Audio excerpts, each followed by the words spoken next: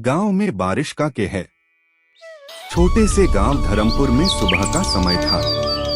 पक्षियों की चहचहाहट, खेतों में काम करते किसान और बच्चों की स्कूल जाने की तैयारी, सब कुछ सामान्य और शांत लग रहा था।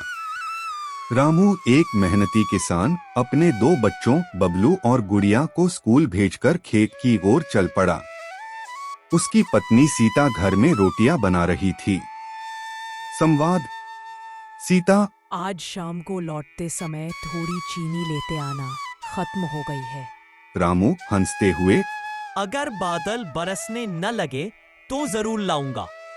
आसमान में थोड़े बादल थे, लेकिन किसी को अंदेशा नहीं था कि ये बादल जल्द ही कहर बन जाएंगे। दोपहर तक अचानक आसमान में काले बादल छा गए। बिजली चमकने लगी और हवा तेज चलने लगी। गांव के बुजुर्ग पंडित हरिराम ने चेतावनी दी। ऐसी बिजली मैंने वर्षों पहले देखी थी। ये सामान्य बारिश नहीं लगती। सब सावधान रहो। गांव के लोग धीरे धीरे अपने पशु पक्षी समेटने लगे और घरों में बंद होने की तैयारी करने लगे। शाम तक मूसलाधार बारिश शुरू हो गई। तेज हवाओं और बिजली के साथ बारिश ने खेतों को बर्बाद करना शुरू कर दिया। कई घरों की छतें टपकने लगी।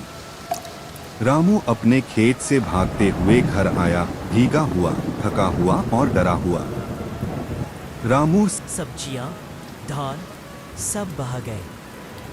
सब। सीता, भगवान की मर्जी समझो, हम सब सुरक्षित हैं, यही बहुत है। लेकिन बारिश थमने का नाम नहीं ले रही थी। रात तक बारिश इतनी तेज हो गई कि गांव में पानी भरने लगा। नाले उफान पर थे। कुछ कच्चे मकान गिर गए। स्कूल, पंचायत भवन और मंदिर के परिसर में पानी भर गया। गांव का प्रधान शिवनारायण गांव वालों को पंचायत भवन में इकट्ठा करने लगा, जो थोड़ी ऊंचाई पर था। घोषणा। जो भी सुरक्षित है पंचायत भवन में आ जाओ। ये सबसे सुरक्षित जगह है। जो अकेले हैं उन्हें भी साथ लाओ।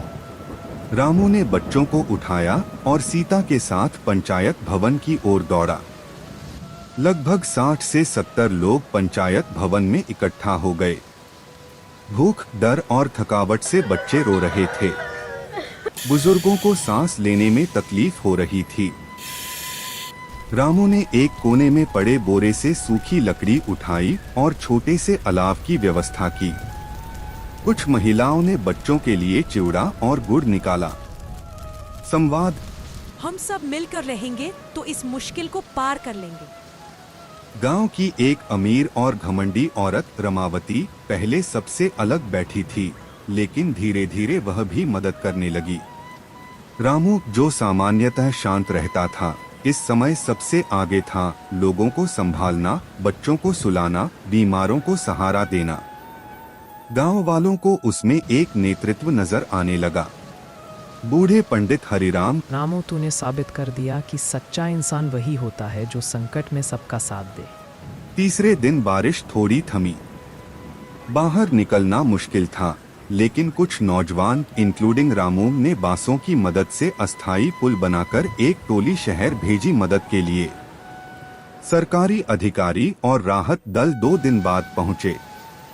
उन्होंने सभी को खाना, दवाइयाँ और अस्थायी टेंट उपलब्ध कराए। बारिश के बाद गांव में सिर्फ कीचड़, टूटी दीवारें और बर्बाद खेत थे, लेकिन गांव के लोग जिंदा थे, एक दूसरे की मदद से। सरकार ने हर परिवार को 10,000 रुपए की राहत राशि दी, लेकिन रामू ने उस पैसे का उपयोग सिर्फ अपने लिए नहीं किया। संवाद। हम सब मिलकर गांव को फिर से बसाएंगे। कोई अकेला नहीं रहेगा। पंचायत भवन को पुनः बनवाने की योजना दी और सामूहिक खेती का प्रस्ताव रखा। कुछ महीनों बाद गांव फिर से हंसने लगा। सामूहिक खेती से फसलें अच्छी हुई। पंचायत भवन अब स्कूल भी बन गया था और गांव के लोग पहले से ज्यादा जुड़े हुए थे। रमावती जैसे लोग अब गरीबों के बच्चों को पढ़ाने लगी। बच्चे अब रामू को गांव का हीरो कहते थे। संवाद। बबलू पापा, जब मैं बड़ा हो जाऊंगा मैं भी आपके जैसा बनूंगा। गांव के प्रधान ने एक सभा बुलाई जिसमें सब लोग इकट्ठा हुए। प्रधान का भाषण। आज हम सब यहाँ इसलिए हैं क्योंकि हमने मिलकर कठिनाई का सामना किया। रामू जैसे लोगों ने हमें सिखाया कि इंसानियत सबसे बड़ा धर्म है। ये बारिश हमें तोड़ सकती थी, लेकिन हमने उसे एक अवसर में बदल दिया। कहानी से सीख बटा नैतिक संदेश। संकट में एकता ही सबसे बड़ी ताकत है।